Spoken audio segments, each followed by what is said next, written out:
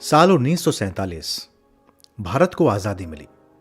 लेकिन भारत के भीतर एक राज्य ऐसा भी था जिसे भारत के आज़ाद होने के करीब 14 साल बाद आज़ादी मिली। ये राज्य था गोवा। साल 1961 पुर्तगालियों के कब्जे से आज़ादी और 19 दिसंबर का दिन यानी गोवा मुक्ति दिवस। नमस्कार, ज्ञान की डिजिटल दुनिया ध्येय रेडियो आप सुन रहे हैं। मेरा नाम है अंजुम शर्मा। 19 दिसंबर को गोवा मुक्ति दिवस मनाया जाता है। इसका एक पूरा इतिहास है। इस दिन भारतीय सशस्त्र सेना ने गोवा को 450 सालों के पुर्तगाली शासन से आजाद कराया था। कहते हैं भारत के प्राचीन ग्रंथों में गोवा का जो उल्लेख है वो गोप राष्ट्र के रूप में मिलता है। इसके अलावा संस्कृत के कुछ और स्रोत भी हैं जिसमें गोपकपुरी, गोपकपट्टन, गोवंचल, गोपकापाटन और गोमंत नाम भी मिलते हैं। लेकिन जिस स्थान का नाम पुर्तगालियों ने गोवा रखा वो आज का छोटा सा समुद्री तटीय शहर गोवा वेल्हा है। बाद में उस पूरे क्षेत्र को गोवा कहा गया जिस पर पुर्तगालियों ने कब्जा किया। वैसे आप जानते होंगे कि पुर्तगालियों के कब्जे में आने से पहले पुर्तगाल बहमनी साम्राज्य से लेकर विजयनगर साम्राज्य का भाग रहा, लेकिन साल 1510 तक पुर्तगालियों ने भारत के काफी हिस्से पर कब्जा कर लिया था। हालांकि 19वीं सदी के आखिर तक उनकी कॉलोनियां केवल दमन, दादरा, गोवा, दीव और नागर हवेली तक सीमित रह गई थी। धीरे धीरे गोवा पूर्व दिशा में पुर्तगाल साम्राज्य की राजधानी बन गया। इसे लिस्बन के समान नागरिक अधिकार दिए गए और एक समय यह उन्नति के सर्वोच्च शिखर पर पहुंच गया था। साल 1947 में अंग्रेजी हुकूमत से आजादी मिलने के बाद भी गोवा पुर्तगालियों के ही कब्जे में रहा। पुर्तगालियों ने गोवा और बाकी इलाकों को छोड़ने से इनकार कर दिया। इससे पहले साल 1946 की बात है जब समाजवादी नेता डॉक्टर राम मनोहर लोहिया गोवा गए थे और गोवा में एक आंदोलन हुआ था जिसे गोवा सत्याग्रह या गोवा सविनय अवज्ञा आंदोलन कहीं कहीं लिखा हुआ मिलता है, उस नाम से जाना जाता है। आप किताबें देखिएगा।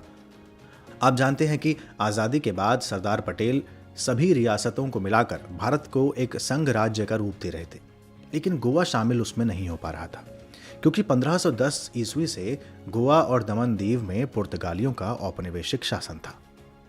भारत ने पुर्तगालियों के साथ कई वार्ताएं की ताकि गोवा को आज़ाद कराया जा सके, लेकिन सारी कोशिशों के नाकामयाब होने के बाद भारत ने सैन्य कार्रवाई का सहारा लेना मुनासिब समझा। भारत इस मुद्दे को संयुक्त राष्ट्र तक लेकर गया। भारत पुर्तगाल पर भी कोई दबाव डालने से हिचकिचा रहा था, जिसकी वजह यह थी कि पुर्तगाल भी नाटो का सदस्य था। 18 दिसंबर 1961 को भारत ने 36 घंटे लंबा सैन्य ऑपरेशन चलाया। इस ऑपरेशन को ऑपरेशन विजय नाम दिया गया। इस ऑपरेशन के तहत भारतीय थल सेना, भारतीय वायुसेना और भारतीय जल सेना ने मिले जुले तौर पर कार्रवाइयों को अंजाम दिया। 19 दिसंबर 1961 को भारत ने सेना के सहयोग से गोवा के सभी इलाकों को पुर्तगालियों के कब्जे से आजाद करा लिया।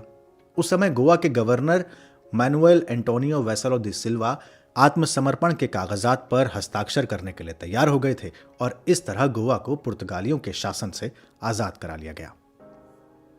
वैसे गोवा की आजादी का जो आंदोलन था वो दरअसल कई छोटी छोटी क्रांतियों का मिला जुला स्वरूप था। ये सभी क्रांतियां 19वीं सदी में हुई थी। इन क्रांतियों ने साल 1940 से 50 के बीच हिंसक रूप लेना भी शुरू कर दिया था। गोवा के निवासी पुर्तगाली शासन और इनकी दमनकारी नीतियों से काफी ज्यादा परेशान आ चुके थे।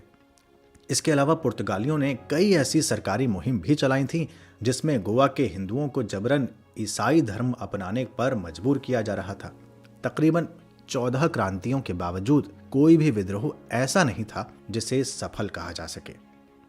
लेकिन सवाल है कि गोवा की अहमियत क्या है या क्या थी उस समय। देखिए, गोवा पश्चिमी भारत में बसा एक छोटा सा राज्य है।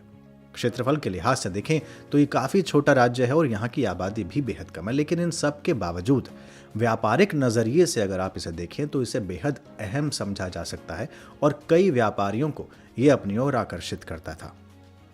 वैसे भी जितने तटीय इलाके होते हैं आप जानते हैं उनका व्यापारिक महत्व कितना ज्यादा होता है, क्योंकि वो समुद्री मार्ग से व्यापार करने में आसानी आपको उपलब्ध कराते हैं। यही वजह है कि पुराने जमाने में भी गोवा की तरफ मौर्य, सातवाहन और भोज राजवंश तक आकृष्ट हुए थे। अगर आप गोवा की और ज्योग्राफी देखें तो गोवा के उत्तर में तेरेखोल नदी बहती है जो गोवा को महाराष्ट्र से अलग करती है।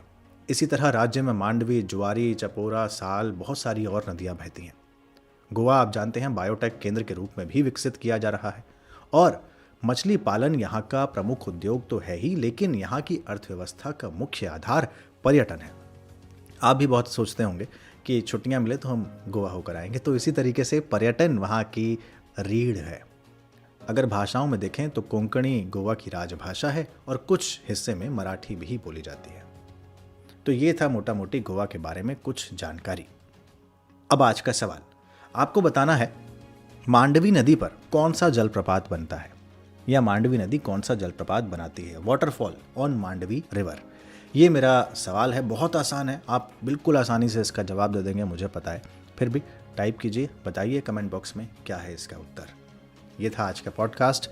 आज के पॉडकास्ट में स्क्रिप्ट के लेवल पर योगदान दिया आशुतोष ने और इसकी साउंड मिक्सिंग की पंकज भटनागर ने। ये पॉडकास्ट ध्येय IAS की वेबसाइट पर भी उपलब्ध है। इसके अलावा स्पॉटिफाई, जियो7 और गूगल पॉडकास्ट जैसे प्लेटफॉर्म पर भी इसे आप सुन सकते हैं। अगले पॉडकास्ट के साथ जल्द हाजिर होंगे, तब तक के लिए ख्याल रखिए। नमस्कार।